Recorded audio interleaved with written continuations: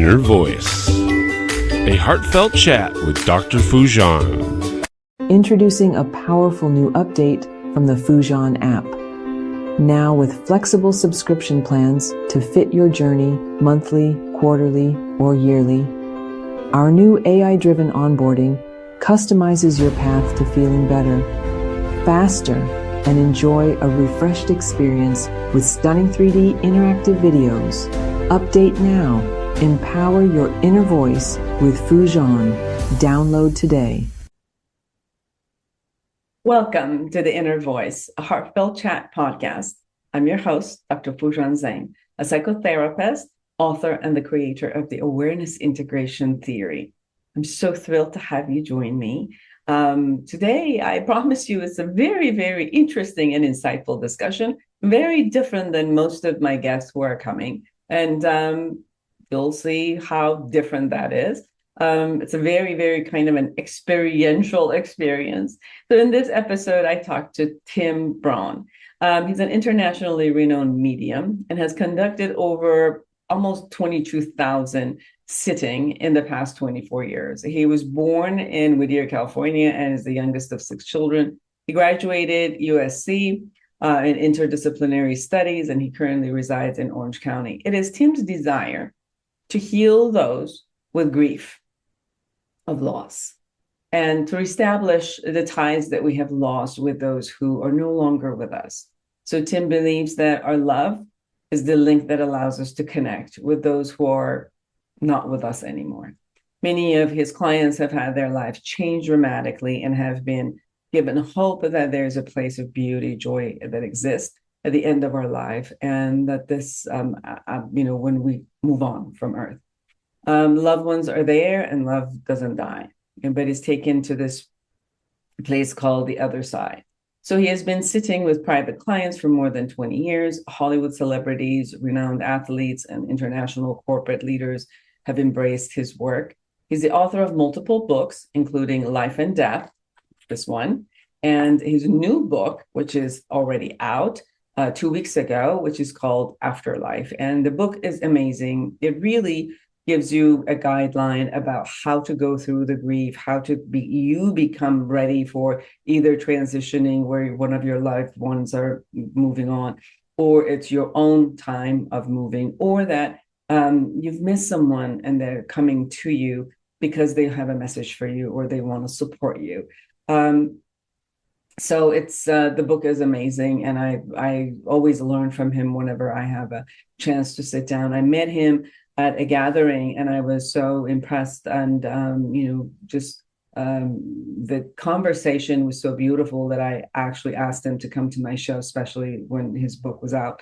And I really encourage all of you to listen, and with your heart and with your experiential energy of just having whatever is just sharing. Tim shares. We both share some of the personal concepts or experiences, and I hope that is enjoyable for you as much as it has been for me. Now, be sure to subscribe to my podcast and my YouTube channel, and connect with me through my website, foojanzeine.com, or any of my social media.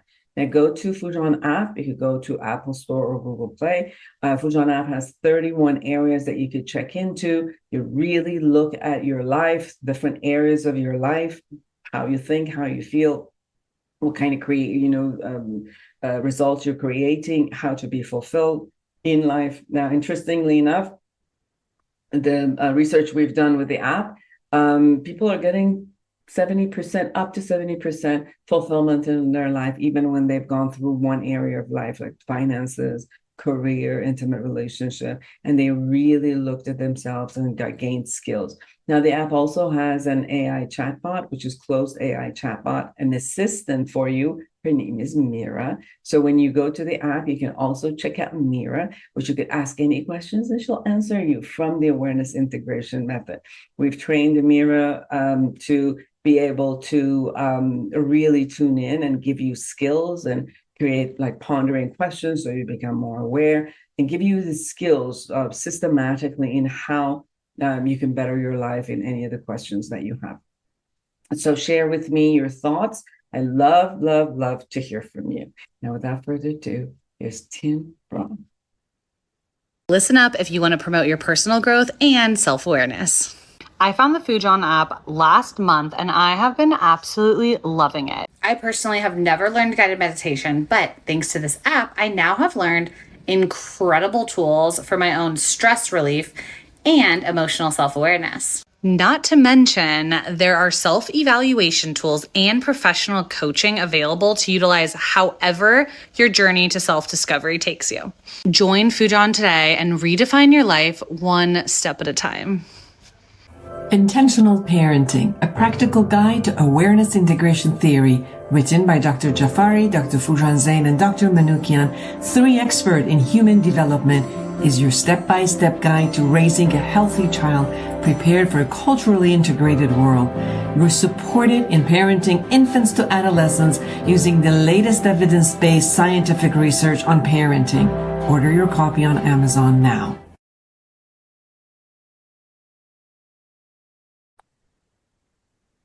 It is such a joy to have you with us, everyone. Tim Braun, welcome to the show. Thank you, Foojan. Thank you for having me. Well, I've had the pleasure of meeting you at a friend's house, and we shared and we had an amazing conversation. So I really wanted to have you on the show. Plus, that you have your book coming out, AfterLife, a medium's a message of healing and the spiritual transition. So the first thing that possibly people want to know is what does a medium do? How do you get your kind of like information? And I know that you shared with me that this was something that innately you had experienced as a child. So can you share a little bit about what that is all about? And then we'll go into the rest of the healing and how we can manifest what your gifts are and how to heal people that really need healing. Sure. Well, it all started when I was about 6 years of age, and I was seeing, hearing, feeling spirit. And how it really started was, in the summer, when I was about 6 years of age in the backyard, I was playing with my friend Joey, and we were playing with our Tonka toys and playing in the dirt. And that would be like during the week, every day during the week. And Joey lived down the street, more towards the corner of the street, end of the street rather. And then Christmas came along, and my mom and dad are all big Christmas stockings and things like that. So I said, let's put a stocking up for Joey, and because that was his name. And my mother gave me that look like, who's Joey? And I said, the boy that I've been playing with, every single day. And I still remember this look, Foojan. She just gave me this look and she goes, honey, she goes, you're out there playing by yourself. She goes, you're laughing and you're talking. And we just, thought that you had an imaginary friend. I'm like, no, he's real. And then shortly after that, once I started to short circuit in my brain, I didn't see Joey anymore. So it all started when I was about 6 years of age. And since then, I've done this work now privately in private practice for 27 years. And up until now, I have done over 22,000 one-on-one sittings now in 8 countries. My book is in 6 countries, but I've done this work in 8 countries. And one thing that everyone has to realize is, and I've been to 35, maybe 36 countries now, and all the places I've gone to doing this work, I always like to say that death does not discriminate. It affects us all. We always have a parent who dies, a brother who passes, a child that passes, and death does not discriminate wherever you travel in the world. So I really enjoy going to different countries. I enjoy doing the work here in Southern California just to really help as many people as possible. I still remember one client going back, this is about maybe 25, 26 years, and was during the first few years of doing this work. And a husband and wife came in, and when they sat down, I looked behind the wife's head back here, because when a person stands in spirit behind here, that would be in the category of husband or wife, brother or sister, son or daughter or friend. I'm seeing this young girl in her early 20s, and I kept on getting this word, this letter H. And I said, I keep on seeing this little girl. She's like 21 years of age, and her name is H. The parents broke down. Long story short is their daughter committed suicide 6 months earlier, and her name was Heather. And I still remember this, Foojan, when the couple left, the woman looked at me and I could tell that she didn't want to do the sitting with the medium, but she heard some good feedback from some of her friends. So she came in. And I still remember it because when she came in, you can just tell she was just really guarded and just didn't want to do that. The husband, matter of fact, interestingly enough, was more open to it than she was. I still remember this, Foojan. She grabbed my wrist when she was walking out, and she goes, "Mike, her husband, and I have been in therapy weekly for over a year, and I received more in this session than I have received in 1 year of therapy." Now, a little bit of a side note there. I'm a big believer in therapy. I think everybody needs to go to a therapist, a qualified therapist, the one that's good. But it was just showing how much healing took place with that validation of the daughter coming through and saying it wasn't an accident, that she was being bullied at school and the parents had no idea. And it's nice about doing sittings is you get a lot of validation later. There's many times by the way, I record every session that I do for clients, and there's many times where a person says, "No, it doesn't make sense. That's not true." And I said, "Well, you have the recording. Take it, share it with your husband or your wife, share it with your siblings." And like 8 out of 10 times, I always get like a phone call or email and say, "Oh my goodness, you were correct." And I'm not boasting ego saying that I need to be correct. I'm just saying is that when you're doing a sitting, it's called psychic amnesia. It's like you sometimes just can't remember it. And plus, sometimes when people come through from spirit, you weren't expecting them. You were expecting someone else. And that's what I always tell clients is we sit with spirit and we see who comes in and who doesn't.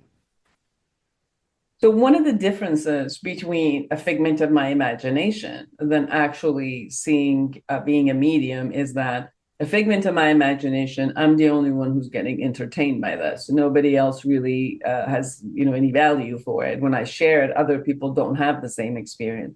But what you're sharing is that when you actually have the experience of seeing and you share it with people, that resonates with them because it's true for them, and that's what they see. And This book, your old book, Life and Death, you have a lot of great stories from people who you have sat with and that they've gone through the experience with you. But one of the things that you said, which I think is so important, is that there is a conversation about, and in your new book, AfterLife, there is a conversation about which everybody is intrigued about what happens after we die. And most people don't have the experience of their loved ones coming to them and kind of reciting, well, this is exactly what happens after you die. You go through this, this, this, this. A lot of people are waiting to see and they're wanting to hear. But even in your latest book, Afterlife, you share a lot of amazing information and healing for people who are grieving. So it's not about necessarily what happens to you after life, but it's about what happens to you in this life as you're grieving and mourning for the person who has left and gone.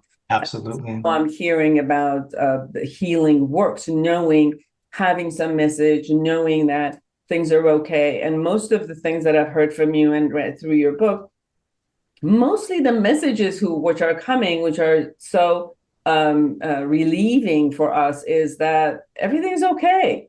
They're okay. They're in a different place. They're transitioning in a different place.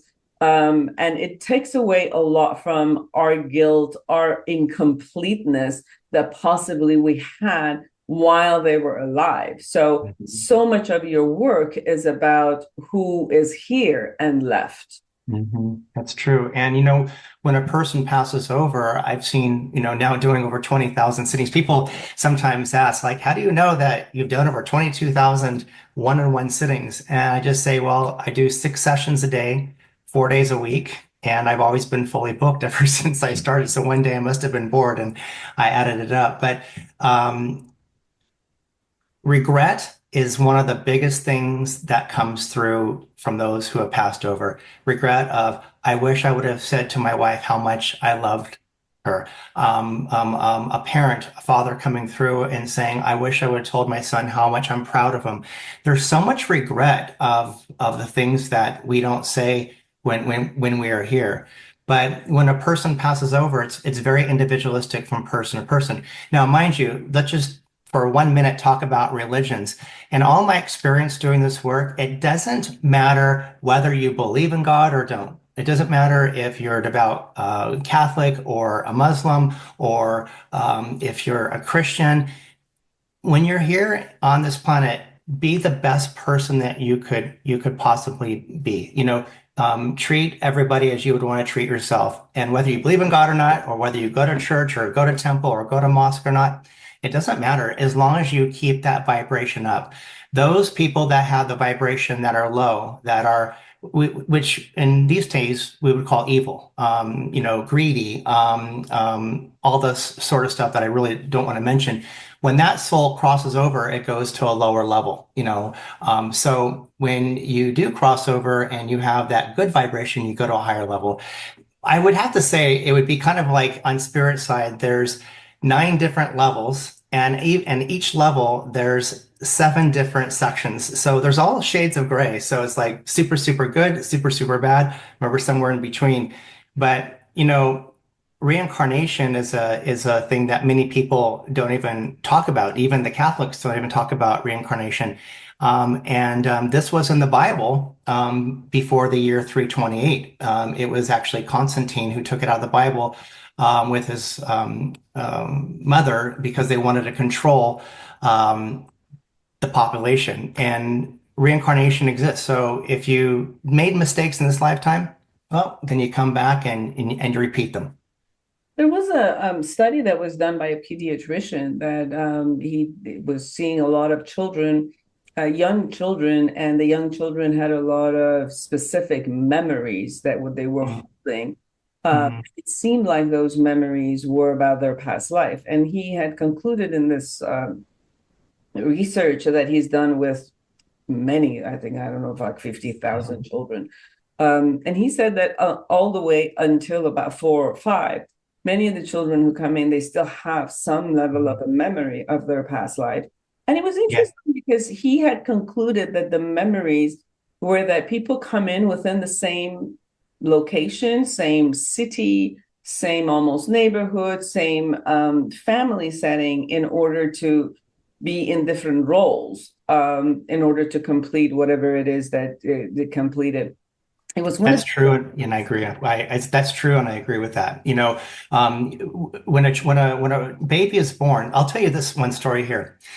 It'll be under 2 minutes, but it was a client of mine who told me she gave birth to a daughter, and the daughter was aged until about 3 or 4 years of age. And then the client had another child and a baby. So it was on the camera, the baby camera. And the mother was in the bedroom and saw her 3-year-old go to the crib and start whispering to the baby and say, "Can you please remind me what it's like to be over there? I'm forgetting what it feels like." And that was from a client that told me that. And I'm like, oh my goodness. Another client told me that her daughter, when she was 3 years of age, put her hands on her waist and says, "Mommy, do you remember when I used to be the mother and you used to be my daughter?" So, we reincarnate within certain soul groups. And I'll tell you just real quick about a soul group. I'll talk about my soul group. I'm the youngest of 6 kids in and I say this lovingly, crazy Catholic family. And people say, and being a medium in the family, I've been ostracized from the family, from doing this work. But people say to me, it's like, if we choose our families and we reincarnate within our soul groups, what were you thinking, Tim? And I say, well, when we reincarnate, it's all about the lessons that are supposed to be learning. And I know that for my father, I have to really learn and send forgiveness. And I don't want to talk about that just because I don't want to, I'm an open book, but we have a lot more to talk about, you and I. For my sister, who is just a born again Christian, I have to learn patience, So I'm learning all these different lessons with these siblings in my life. And always remember, that we don't have any best friends or loving husbands or loving spouses, and we don't have any enemies. We only have teachers.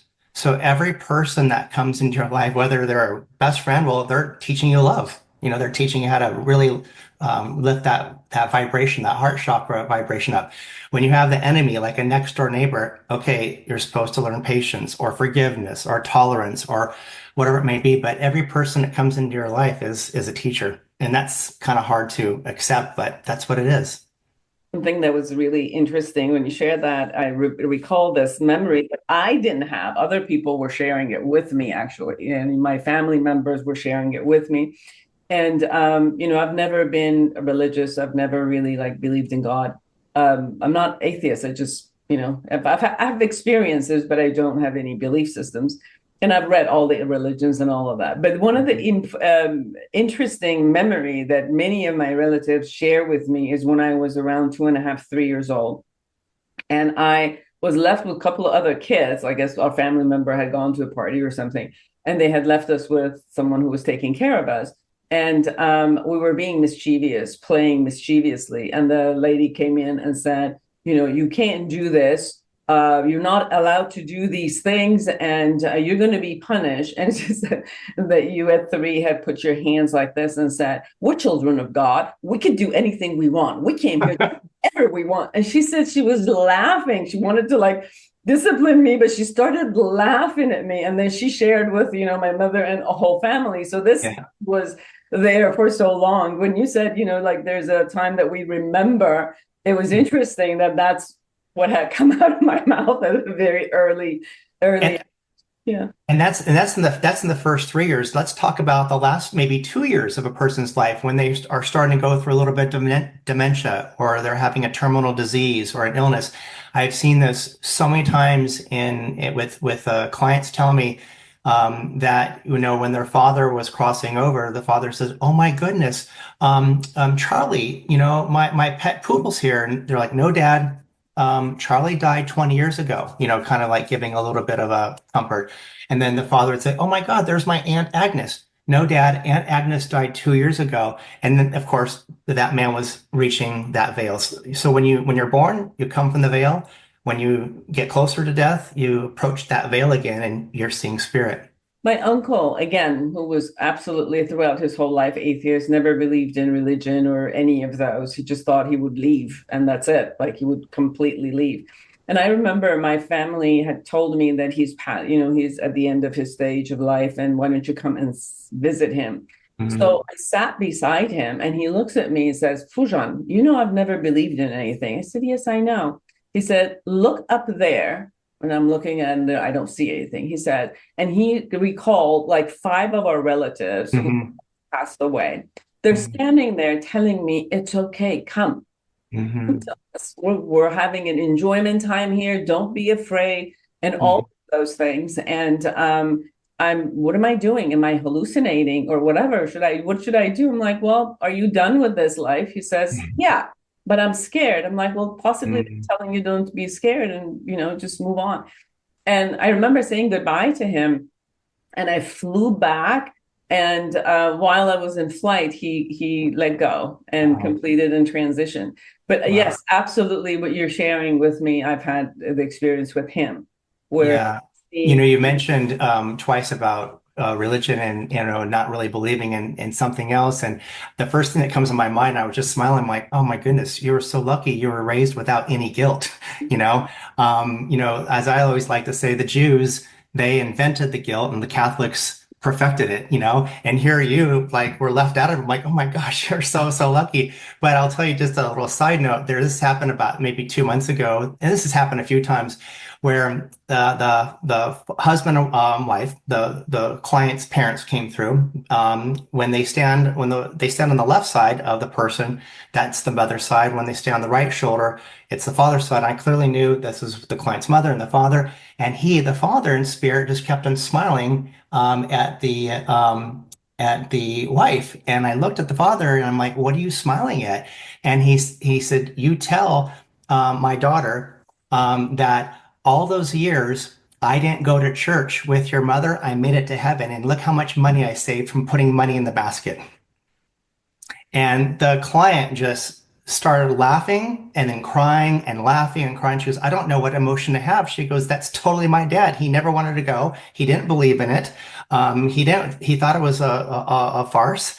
And this is, I'm like, amazing. So she started a short circuit in front of me, but it's just kind of a little bit of a recap on what you were saying about religion and God. I've had actually clients who've come into my session and I'm trying to conduct therapy with them, and they look at me and they, like you said, they look up there and says, "Your mother is here." And she's saying that she is the responsible party to get you to where she's here. So she wants you to give her the credit. And I started laughing and I'm like, yes, you get the credit, because I think in my lifetime, I didn't give her a lot of credit. I was so angry at her. So it's Yeah. almost like that's incomplete. And she wants me to give her like the blessing and the credit. And Yeah. then it was more like, oh, you have, two other angels that are holding you and they're there and they keep telling you. And half of the stuff you're so good being a therapist is because they're also giving you information. So it's interesting of how experientially many of us might have some of these experiences, but we kind of like dismiss it. We're not Yeah. necessarily holding on to them or cherish them and see, how You much. know what?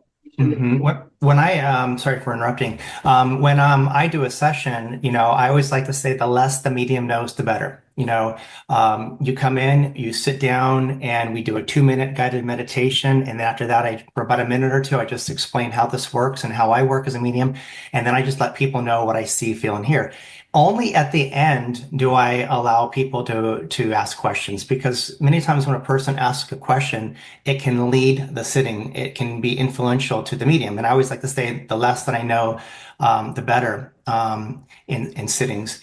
And so I've been doing this work now for 27 years, 28 years. And when you have no information about that person, it's perfect, because I can't read for friends or family because I know who's died. Like I can't read for my aunt who lost her husband, because if I was seeing her husband, I'm like, okay, am I imagining it because I knew my Uncle Ken, or is he really coming through? So when I don't know anything about a person, it's perfect, because then I can say, oh, that's your mother, that's your father.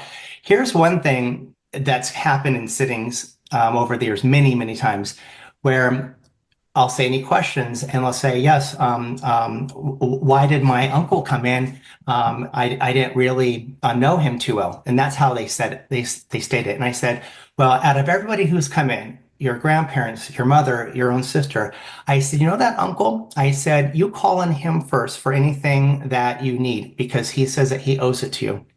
And the woman says, I believe this whole sitting, everything you said has been accurate, but she goes, I disagree with you on this. That uncle physically and sexually abused me when I was a child. And that's why I'm wondering, why is he coming into my session? And I said, he's coming in to apologize.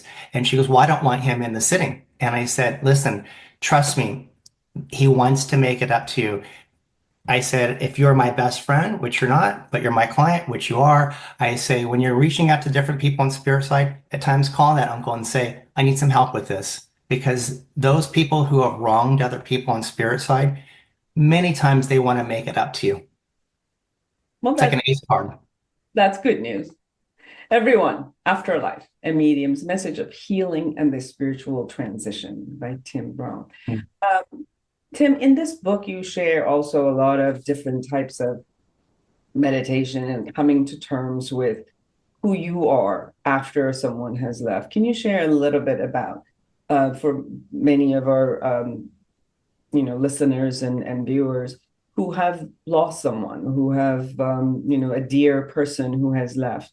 What are some of the things that you can share with them that you also have in your book that could support them for transitioning? So it's not just someone who we've lost, but as you shared, like we have so many higher percentage of people experiencing dementia and Alzheimer's. And I work with a lot of clients who their parents are going through that, and they're watching their parents who they love kind of like no longer be here. Like the personality is not there. The person who they knew is not there.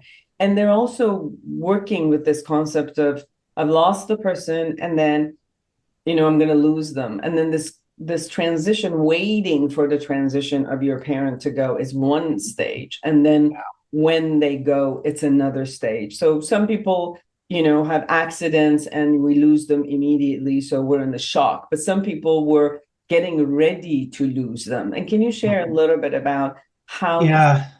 this? In my experiences, when a person in the family has died, usually for a lot of my clients, the first year they're in shock, and it's the second year that it's much more difficult for them because during that first year, whether the person passed instantly or the person had a long illness, but during that first year after death, that client of mine is in shock. And then the second year comes around, and that's when you realize, okay, my father, my spouse is not going to walk through that front door anymore. That they're gone. Many times the second year is much more difficult than the first. And I always tell my clients, this is a process. It's like the day that your heart stopped beating. You have to be patient. It's a process. Some of the exercises I like to do is meditation. It's very individualistic from person to person. Some people like to pray. Some people like to meditate. Always remember that for prayer, whether it's the chant that the Buddhists do, or the Catholics with the rosary, or the Christians, singing their hymns. All of that stuff is good, but what you're doing is you're talking to God, talking to spirit. If you want to listen to spirit, if you want to listen to God, you got to meditate. So doing the meditation really helps a lot of my clients, whether they have a religion or not, or a belief in God or not, to really kind of hone in on their grief. But I always tell clients, it's a process, and the more that you can share it with people. For example, some of my clients whose children have died, I can't go up to that client and say, "Oh my goodness, I know exactly what you're going through." That would be a slap to the client's face, because I have no idea what it's like to lose a child. So when that happens, I always tell those clients, go to Compassionate Friends. It's a worldwide organization like Alcoholics Anonymous, but it's only for parents. There's other clients of mine that are just going through just this incredible grief because their spouse or their child committed suicide. And I send them to Friends of Suicide. So then you can be with that support group. But the more that you can share it with people that understand what you're going through, the healing takes a faster pace. And for people who are feeling guilty, as you said, like parents of usually children who have been like overdosing. I've worked with a lot of parents right now because their young people are using drugs, and suddenly they're overdosing, and they never forgive themselves. They always think that it was my fault, and I've done something wrong, that my child became an addict and overdosed. How do you, obviously from a psychological perspective, there are things that we have them forgive themselves and look at the things that they've done the best that they could. And if they could have done anything else, they would. But from your type of work, how do you support this population? Yeah, one of the first things that comes to my mind, this has happened a few times, where the child has overdosed on heroin, whether being in rehab for 6 months and then getting out and just doing a small little dose, and then they die because their body's not used to it, or just because it's cut with fentanyl. And there's been a few times that I will look at the client and I'd say, being in your son's body as I am right now, I said, I would be doing heroin too. And the clients looked at me like, you would do heroin? And I said, your son was extremely sensitive. Your son was very, very emotional, very, very sensitive. I said, I would need a drug in order to be in this toxic world. And once I said that, the father, because it was a joint session, just started crying. And he said, I never understood my son's sensitivity. He was an artist. He was into music. He just was, he would see a pet being euthanized and he would just cry. That person living in this world. And that's why a lot of times there's alcohol abuse, drug abuse, addictions, because it's really difficult living in this world. And even what's happening in this world, even present day, it's hard for these youngsters. And I say to some parents, not all of them, gosh, I would probably be doing the same thing as well. Just to let them know I relate, because I'm a sensitive person. I always tell the other clients that have family members who are also very sensitive, passed over. I say, for me, when I'm doing this work as a medium, when I'm in session, I have to have the heart of a Bambi, a little baby deer. But when I'm done with the sitting, when I get in the car, before I turn on the ignition, I just imagine the skin of a rhinoceros around me. Because if somebody like, road rages in front of me or starts yelling at me for inadvertently like cutting them off or whatever, I would just crumble to being as sensitive as I am. So really at times envisioning but what I say God's white light. If you don't want to say God, you can say Spirit's white light or the universe's white light all around us. And when that happens and you really envision that, there's a protection there. Yes. I've been looking at also clients who have lost their parents. And possibly their parents were the only person who really felt them, who was behind them. And they feel so lost in the world when that particular parent is gone. And they feel naked, they feel vulnerable, they feel like I can't live without that parent. What are some of the ways that you console them, knowing that possibly their parent is still with them, or they might transition, or they might not transition from one level? Yeah. What I've said to those clients is, with your father or your mother who has passed, it's almost like they had to pass in order for you to grow. And sometimes those clients like look at me like, what? And I'm like, listen, when we're on the planet, we have so many different lessons that we're supposed to learn. And I say to those clients, I said, now need to really have faith in yourself to make the right decisions, because your father used to make the decisions for you. Now you need to really trust your intuition on, doing decision A or B because your mother used to make the decisions for you. These are all lessons that are going to help you become a better person because now you're growing before the parents were the ones that were taken care of. My mother, who's now 97 years of age, she has done such a good job taking care of her children that I have a brother who has born in that house, and he'll probably die in the house. He's now 70 years of age, but my mother has done everything for him. And I know that when my mother passes at 70 years of age, he's probably going to crumble. But I mean, he's going to have to really learn how to pay an electric bill and do these things that the parent or the father or the mother used to do for them. And what happens when you said, for example, that they sometimes they're transitioning, the soul transitions from, to another layer? And can people still connect when the soul has transitioned to another layer, or is it just Great question. point? Yeah. So when I do the work, if a person's coming through from spirit, that means they have not reincarnated. Of course, they have transitioned. They're out of the body. They're in spirit. But that means they have not reincarnated. And there's times at the end of the sitting, a person said, "Oh, by the way, did you happen to see?" And I know what they're saying. Did you happen to see like my aunt or my brother? And I said, "Listen, don't tell me any information. Because if you ever have another sitting with me in the future, let's see if that so-and-so comes in." And sometimes the client will say, "Well, that so-and-so of mine," which I'm not going to tell you, "well, they're probably reincarnated and they've probably gone on." And I'm like, "No, we can't assume that yet. It just in this sitting, that means they did not come through." And one story that I have is I had this is going back about 20 years ago, and this Caucasian man was in front of me, and he was very, very Caucasian. We're talking like white hair, just more Caucasian than Colonel Sanders from KFC. And standing behind him, and this is his 8th session that he came in on. His 8th session, I'm going like this, and I'm going like this, and he goes, "What's the frown for?" And I said, "Well, there's this Black woman, this African American woman, wrapping her arms around you and saying how much she loves you. And she's going like this.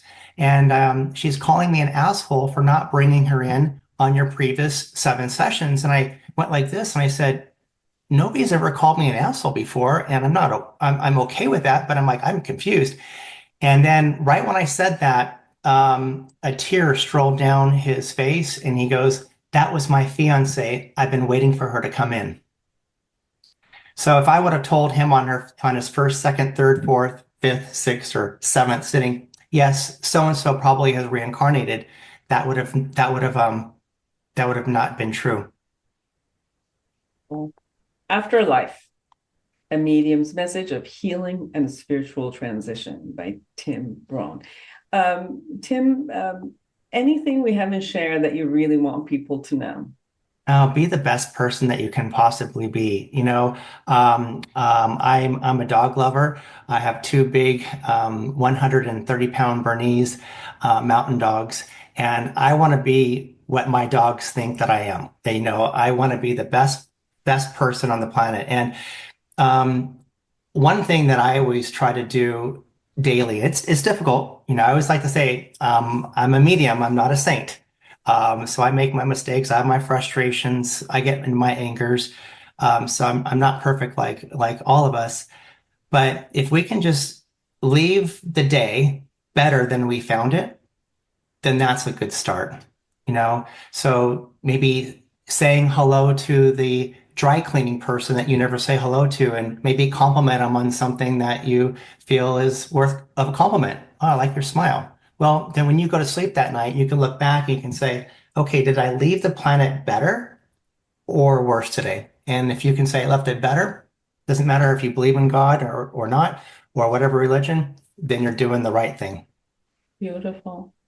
Everyone, please get this book. It's an amazing book where you really experience connection with what you have shared, not only through the stories, but the meditations and how to be the best that you can be and bring yourself into a space of healing with grief. And I think that it really also helps for us to relieve the anxiety of leaving, because a lot of people, obviously, there's an existential anxiety about not being or, death itself. So for people who read this book, not only they relieve some of their own anxiety, because it's almost like there's an unknown. So there's some path that gives you a little bit of a known, but also for everyone who has lost someone, you could definitely relate. And it has a lot of jewels for people to really read and bring into their life. Thank you. How can people find you? My website is timbraunmedium.com. I'm in Newport Beach, California, in South Orange County here. And I go to different countries and do this work, and I go to different states. Just right now, I'm going to be leaving for Arizona to do a group for 60 people and do a week full of individual sittings. So I travel. But the most important thing I like to say is I try to every single day, leave the planet better than it was given to me. And again, that's difficult. It's difficult for all of us. But if we can just try, it will raise the vibration on the planet and things will shift and things will change in your life. Trust me. Beautiful. Thank you so much for taking the time to be with us. I know that you have to run to Thank here. you very much. Thank you very much. I send tons of love to you for all of what you do as well. Thank you. And for all of you who are out there, create an amazing life for yourself and everyone around you. And until next week, bye-bye. Are you a psychotherapist looking to enhance your practice? The Awareness Integration Therapy developed by Dr. Foojan Zeine is a comprehensive guide to the principle and techniques of this powerful therapeutic approach. Join the growing community who have elevated their practice and expanded their skills by embracing awareness integration therapy and witnessing its life-changing impact. Order your copy on Amazon now. Break free from the forces holding you back. Get the life you deserve. Eliminate stress, reduce anxiety, decrease depression, and start living your full potential. Thousands have used Dr. Foojan Zeine's Awareness Integration Theory, an evidence-based behavioral health breakthrough with incredible life-changing results. Getting rid of past trauma, having fulfilling relationships, increasing earnings, and living their best life. Now, the Foojan app is available to everyone. The app is Dr. Foojan Zeine's Awareness Integration Theory in the palm of your hand. Download the Foojan app today.